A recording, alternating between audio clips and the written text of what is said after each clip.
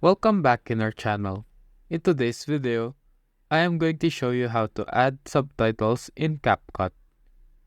First off, open your Capcut editor. Then tap on New Project. Import a video you want to edit. After importing the video, add an audio. Then tap on Text. Tap on Auto Lyrics. Now the app automatically added the subtitles for you. Review the video so that you can verify if the subtitles are correct. You can edit the text if you want by tapping it. By following these steps, you should be able to add subtitles to your videos using Capcut. That is all for this video. See you on the next one.